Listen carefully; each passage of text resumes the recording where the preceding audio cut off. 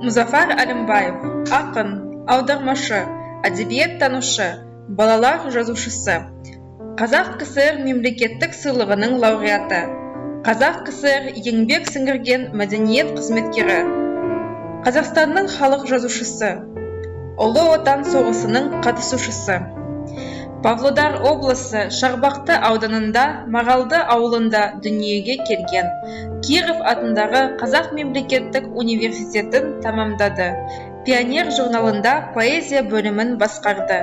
Қазақ әдебиеті газетінде бөлім меңгерушісі, бас редактордың орынбасары, Балдырған журналында бас редактор қызметтерін атқарды.